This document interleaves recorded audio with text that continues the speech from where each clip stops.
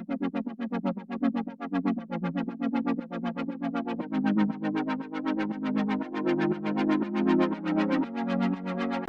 Everyone, मैं हूं कामरान चौधरी और आप देख रहे हैं chemistry with Kamran. Last lecture में हम लोग डिस्कस कर रहे थे मोलर वॉल्यूम। मोलर वॉल्यूम क्या होता है? मोलर वॉल्यूम होता है कि कोई भी गैस अगर आपके पास उसका 1 मोल है, then at STP, at standard temperature and pressure.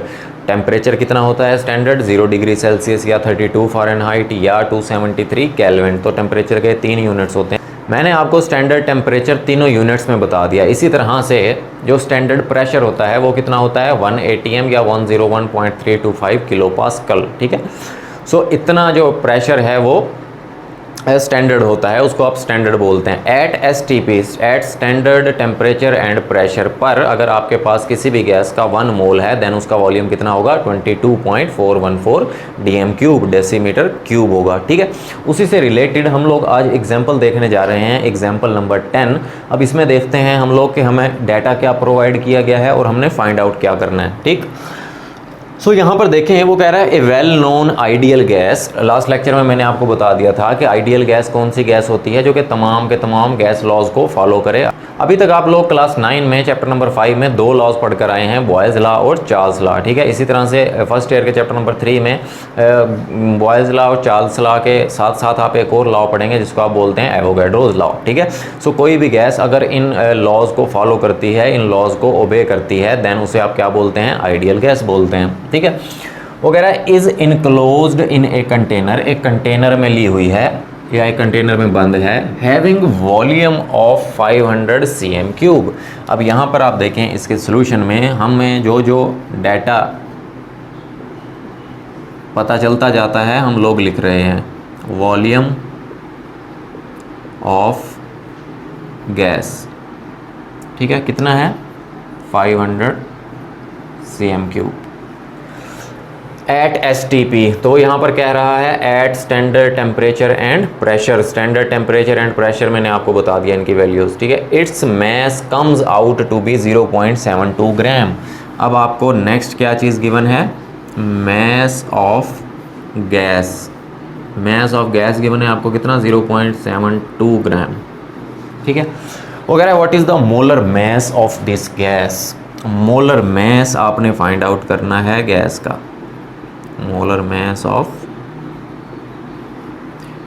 Gas वो आपने फाइंड आउट करना है। ठीक है, अब यहाँ पर आप गौर करें, मैंने आपको लास्ट लेक्चर में भी बताया था कि यहाँ पर देखो मैस गिवन है और वो मोलर मैस पूछ रहा है। ठीक है, अब यहाँ पर मैस और मोलर मैस का जिक्र हो रहा है ना, सो आपके माइंड में मोल्स का फार्मूला आएगा। ठीक है, वो मोल्स का फार्मूला कौन सा आएगा? वो आएगा कि किसी भी गैस के आपके पास मोल्स किस फार्मूले से फाइंड आउट हो सकते हैं? Mass of the gas. मैं यहाँ पर गैस इसलिए यूज़ कर रहा हूँ क्योंकि आपको क्वेश्चन में गैस दी हुई है। ठीक है, mass of gas divided by molar mass of gas. ठीक है, अब यहाँ पर आप देखो ज़रा कि आपने ना ये मोलर मैस फाइंड करना है। ठीक है, आपके पास गिवन क्या है? मैस गिवन है। ठीक है, अब मोलर मैस तो आपने कैलकुलेट करना है। इन तीनों में से सिर्फ एक चीज़ प्रोवाइडेड है आपको। अगर इन तीनों में से कोई 2 चीज़ें प्रोवाइड कर दी जाती है आपको, देन आप तीसरी इजीली कैलकुलेट कर लेते। ठीक है, यहाँ पर आपको मैस पता है, मोलर मैस आपने कैलकुलेट करना है। सो सबसे पहले हम लोग क्या फाइंड आउट कर लेंगे? इसके मोल्स फाइंड आउट कर लेंगे। ठीक है, क्यों मोल्स फाइंड आउट कर लेंगे? लास्ट लेक्चर में मैंने आपको बताया था इसका आपको क्या गिवन है? वॉल्यूम गिवन है। ठीक है, जबकि हमारे पास जो मोल है और वॉल्यूम है एट STP, उसका रिलेशन हम लोगों को पता है। वो कैसे? कि देखो कि कोई भी गैस है आपके पास, ठीक है, उसका वॉल्यूम अगर आप कंपेयर करें मोल्स के साथ, ठीक है, तो हमने पढ़ा हुआ है कि 22.414 DM³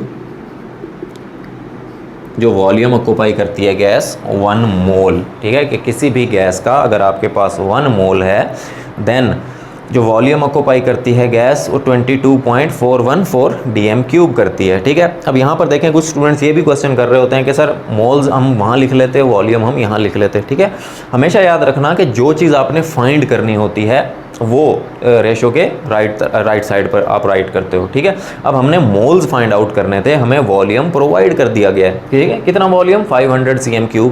अब यहाँ पर एक चीज़ काबिल गौर है कि यहाँ पर dm³ में आपको आंसर दिया हुआ है, जबकि वॉल्यूम हमें cm³ में गिवन है। ठीक है, अब आपके पास दो चॉइसेस हैं, या तो इसको cm³ में कन्वर्ट कर लें 1000 से मल्टीप्लाई करवा के, ठीक है, या आप इसको dm³ में कन्वर्ट कर लें 1000 से डिवाइड करवा के।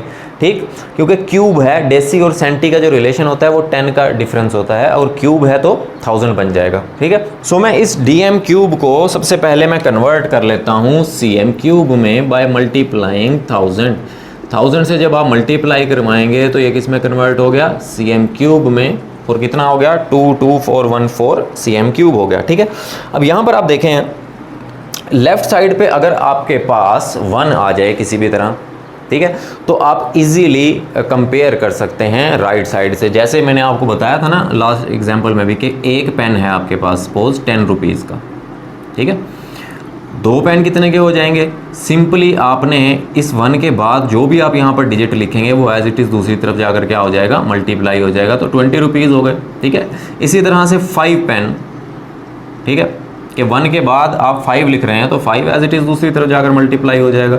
सो ये आसान हो जाता है ज़रा इस तरह से सिंप्लीफिकेशन करना। ठीक है, सो मैं यहाँ पर 1 करने के लिए दोनों तरफ 22414 से क्या कर दूंगा, डिवाइड कर दूंगा।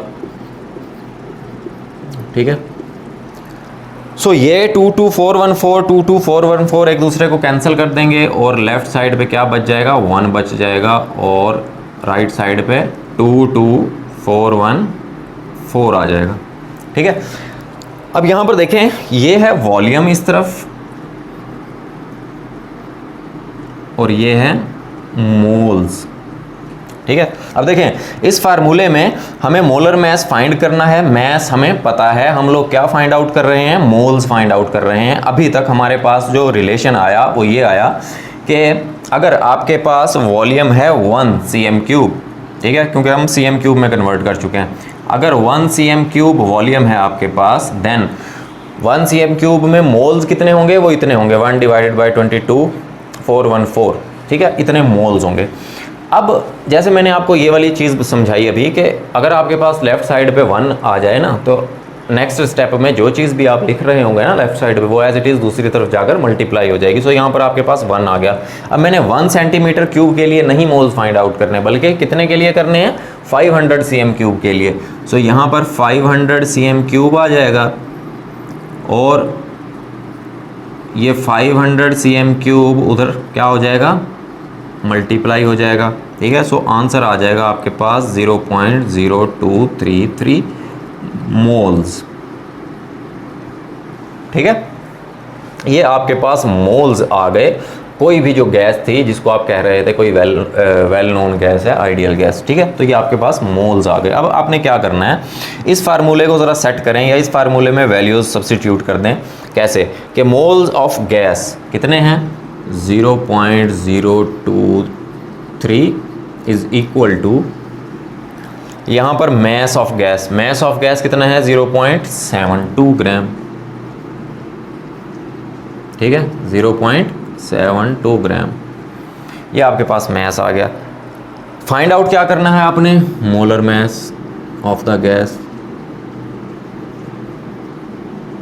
ठीक है, अब क्रॉस मल्टीप्लाई कर दें, ये मोलर मैस किस चीज़ के इक्वल आ जाएगा, 0.72 डिवाइडेड बाय 0.0233। ठीक है, सो ये आंसर आ जाएगा आपके पास 32 ग्राम पर मोल। ठीक है, क्योंकि मोलर मैस का जो यूनिट होता है वो ग्राम्स पर मोल होता है। आंसर आपके पास कितना आएगा, 32 आ जाएगा। सो होपफुली आपको ये एग्जांपल नंबर 10 मोलर मैस से रिलेटेड जो थी वो अच्छे से क्लियर हो गई होगी। फिर भी अगर आप लोगों का कोई क्वेश्चन होता है देन आप नीचे कमेंट सेक्शन में मुझसे पूछ सकते हैं या मुझसे पर्सनल ईमेल भी कर सकते हैं। ठीक है, अगर वीडियो पसंद आई है देन चैनल को सब्सक्राइब ज़रूर कीजिएगा, वीडियो को लाइक कर दिया करें, शेयर करें। Thank you very much.